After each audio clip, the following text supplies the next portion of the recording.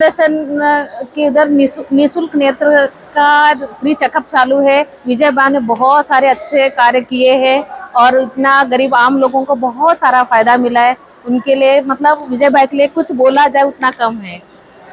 पास में Nobel foundation के संस्थापक अध्यक्ष विजय भाई पारिक है, जिनकी पकड़ गुजराती समाज में काफ़ी ज़्यादा है और गुजराती समाज ही नहीं अन्य समाजों के लिए भी आप बहुत ज़्यादा काम करते हैं। और आज यहाँ पर तारा नेत्रालय है जो कि उदयपुर से है, नारायण सेवा संस्थान की एक अंग कह सकते हैं, उसके तत्वाधान में आज गुजराती समाज और नोबेल फाउंडेशन की ओर से यहाँ पे आई चेकअप कैंप का आयोजन किया गया है। आइए हम बात करते हैं आज विजय भाई पारिक से।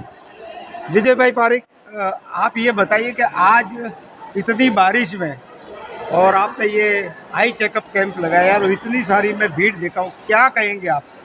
इसकी क्या तैयारी तो हम 15 दिन पहले से ही कर रहे थे और जैसा ही हमने इसको सोशल मीडिया पे डाला, व्हाट्सएप पे हमने भेजा सब मेंबरों को, तो इतने सारी भीड़ हो गई ऑफिस में रजिस्ट्रेशन करने के लिए। और हमारा जो ईस्ट और वेस्ट में जो चैरिटेबल दवाखाना चल रहा है वहाँ रजिस्ट्रेशन हो रहा था, तो 500 के ऊपर रजिस्ट्रेशन चला गया, तो हमने फिर बंद किया। स्पॉट में आज हम ले ही नहीं रहे, इतने सारे लोग आ रहे स्पॉट के लिए कि जो हमने बोला कि हम दूसरा कैंप करेंगे ऐसा, क्योंकि 4 घंटे में 500 लोगों को हैंडल करना भी हमारे लिए बड़ी चैलेंज है।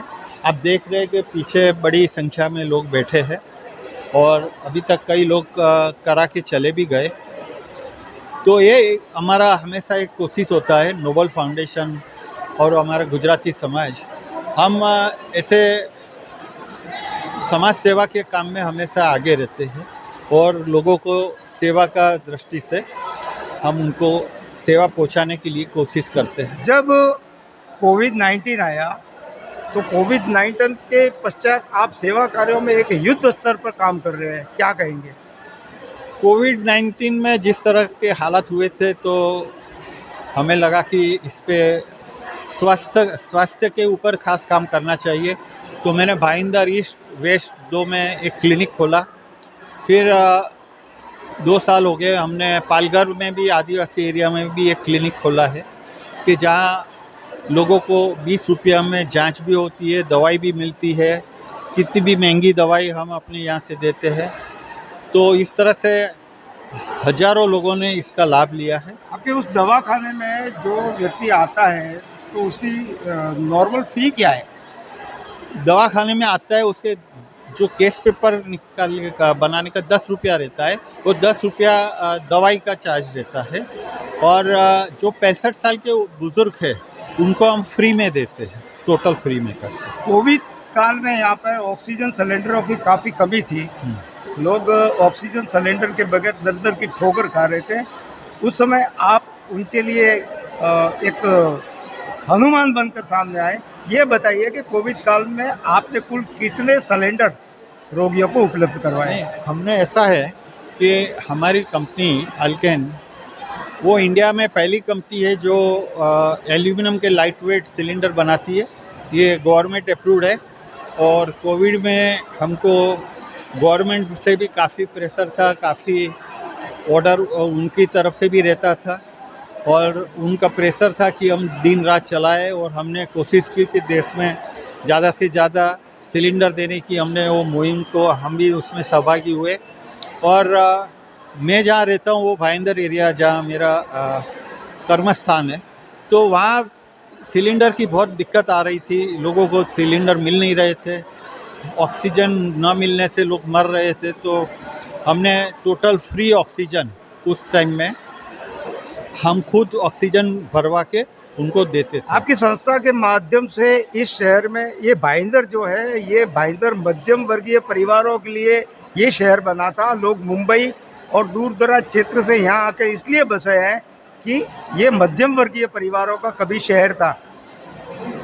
आजकल शिक्षा काफ़ी महंगी हो गई है, अस्पताल भी काफ़ी महंगे हो गए और आप ये जो विद्यार्थी है उनको स्कूल में फीस वगैरह, आप क्या कहेंगे?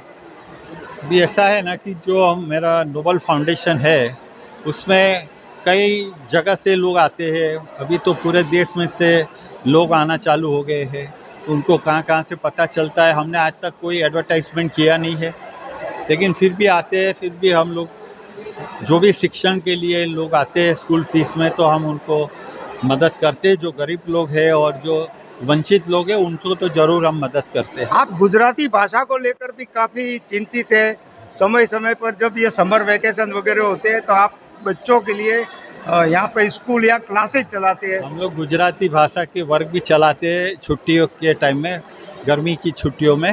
और दूसरा सबसे बड़ा जो मेरा यज्ञ चल रहा है वो बच्चों को कंप्यूटर्स का शिक्षण देने का। अभी हम जो गरीब विद्यार्थी है, जो झोपड़पट्टी में रहते हैं और जो हकीकत में उनके माता पिता उसको बड़ी महंगे कंप्यूटर कोर्स में नहीं रख सकते हैं, क्योंकि आज कोई भी कंप्यूटर कोर्स है तो 20,000 के नीचे नहीं है। तो उन विद्यार्थियों को हम लोग शिवसेना गली भाईंदर वेस्ट में टोटल फ्री 1 रुपया भी नहीं लेते। और हम वो एजुकेशन कई टाइम से लेते हैं। मेरे को लग रहा है कि अभी तक हज़ारों विद्यार्थी मीरा भाईंदर एरिया के लोगों ने उसका लाभ लिया है। और हकीकत में मैं जब देखता हूँ वो बच्चों का एप्लीकेशन फॉर्म, तो वो लोग इतने गरीब घर से आते हैं और इतना खुश हो जाते हैं कि आपकी वजह से हमको ये शिक्षण मिला, तो हम कोई छोटी मोटी नौकरी भी पा लेंगे। हमको इसका जो नॉलेज आपने दिया। अंतिम सवाल, नोबेल फाउंडेशन और गुजराती समाज की आगामी योजना क्या है, और आप जो ये सेवा कार्य करते हैं, ये सेवा कार्य करने की प्रेरणा आपको कहाँ से मिली? अभी ऐसा है कि नोबेल फाउंडेशन चैरिटेबल है, गुजराती समाज सामाजिक संस्था है। दोनों में मेरे सभी कार्यकर्ता सब कॉमन है, मैं भी कॉमन हूँ कि दोनों में मैं हूँ। तो ये एक ऐसा है कि चेन जैसा हुआ है कि एक दूसरे में बंधे हुए हैं। तो हम लोग जो भी करते हैं तो गुजराती समाज के लिए भी करते हैं, लेकिन हम पूरे मीरा भाईंदर के लिए करते हैं। ऐसा नहीं है कि नोबेल फाउंडेशन जो काम करता है वो सिर्फ एक समाज के लिए करता है। तो नोबेल फाउंडेशन पूरे समाज के लिए काम करता है।